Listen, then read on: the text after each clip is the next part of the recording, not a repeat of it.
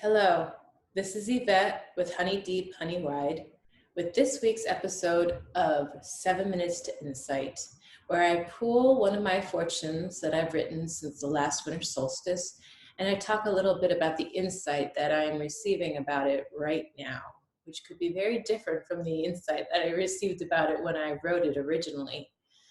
I hope you're doing very well today. It's gorgeous here in Portland, and the roses are really starting to kick off their blooming season. So a lot of things are going very well, and a lot of things are changing.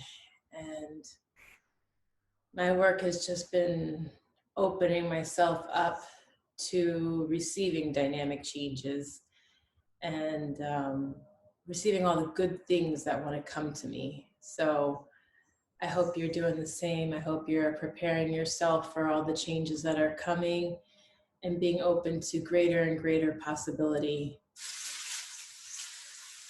That's the trick, releasing attachment.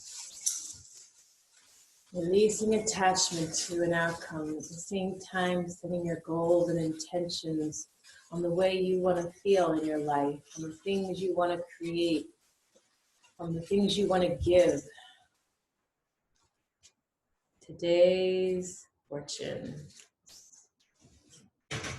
This came from February 22nd of this year. Oh, wow. This is a potent one. When a dream is dying, remember the love that gave birth to it, the love you get to keep. When a dream is dying, remember the love that gave birth to it, the love you get to keep. When a dream is dying, remember the love that gave birth to it, the love you get to keep.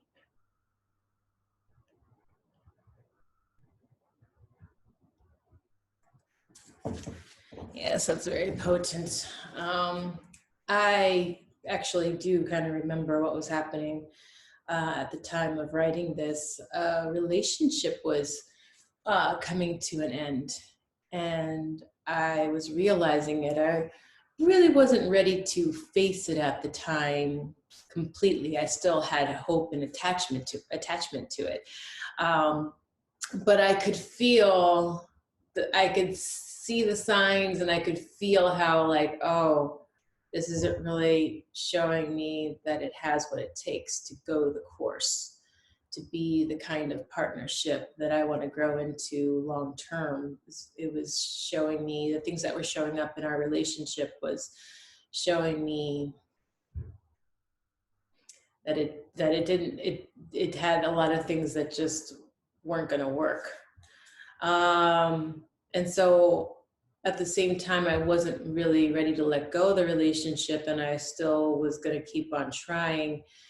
I could sense that things were coming to an end. And so I wanted very much to do this in a conscious way. I wanted to have, if the relationship was going to end, I wanted to do it in a way that was more conscious, more enlightened, more loving, more intentional than any breakups that I've had in the past, which were really grueling experiences. And I didn't want that for this time around. I felt like I've done a lot of interpersonal work. I feel like I could have a different experience this time around. And so what I found myself being directed to do was, in the midst of there being conflict and disappointment, my highest self was directing me to remember the love that gave birth to the relationship, that had brought us together in the first place over many years. It was a very incredible relationship. And it will be incredible through all time. Uh, I honor this person a lot that I got a chance to be close to, and I love our story. I love all the times we've come together and had different stages of our relationship, and so much history of beautiful connection.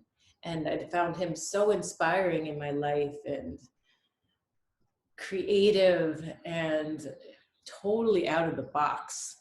So even as I was like seeing all these things, like, "Ugh, that's that's not working. No, no, thank you." Um, remembering that love, remembering that love, even in the dying, that was a potent shift for me. Um, I was committed to remembering that love because this relationship mattered to me, and so it mattered to release it with love. And I knew that would make a huge difference in the aftermath of the relationship, a huge difference, that difference from the kinds of breakups I've had in the past, which were very painful and had very long, drawn out experiences for me that were not pleasant. And it's like, no, this is important that I honor the love that gave birth to this relationship in the first place, while I'm in the course of the process of allowing this relationship to die. Um, and the thing is that also the final sentence, the love you get to keep, that's the absolute truth. And that's, I think that's the most profound thing. If you could just remember that whatever relationship you may be entering in, so many times we have fear about, like, oh, this person could abandon me, this person could leave me, this person could do me wrong. All these things are true. I think with greater and greater self-awareness, we can minimize these things, but we can never completely get rid of the possibility that this relationship may very well not last the duration of your life. It could very well end, and that would be very common and likely. But if you could remember that you don't have to be afraid of loving, that you can allow yourself to love as much as possible, as much as you're able to moment, allow yourself to do that. Because if you realize that love that you give,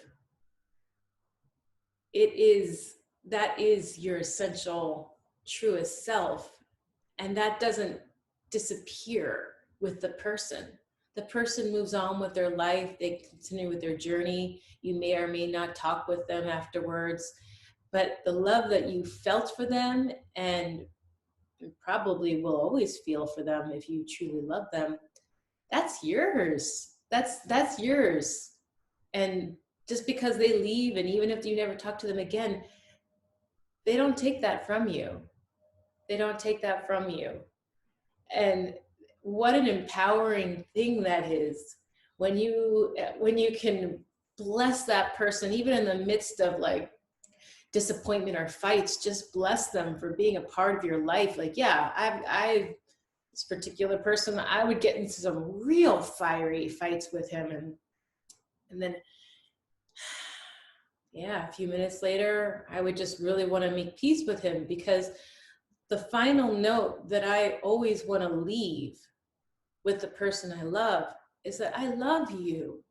I will always love you. And I'm so grateful for the love you inspired in me, and all of the wonderful things you inspired in me that made me want to be with you in the first place. So this is a wonderful fortune for just meditating on fearlessness or courage.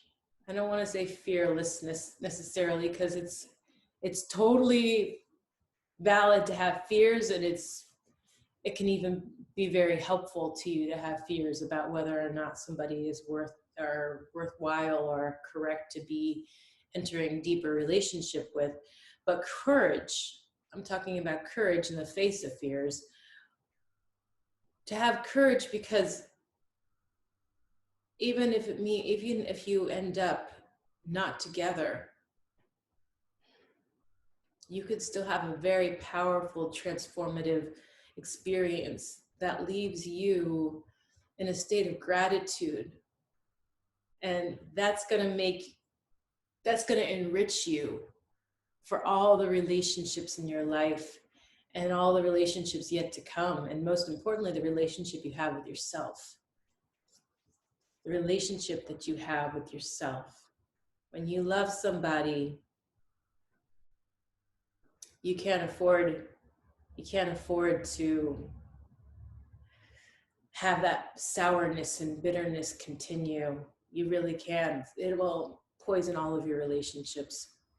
Anyway, I love this topic so much. I went a bit longer than 7 minutes, so please forgive me. And thank you for staying with me throughout this episode. I feel very blessed to have messages come to me and to grow with them over time. We're planting seeds of hope and inspiration and courage. Courage in these times that we find ourselves in. May you have a beautiful week, and thank you for being a part of this week's episode of 7 Minutes to Insight from Honey Deep, Honey Wide.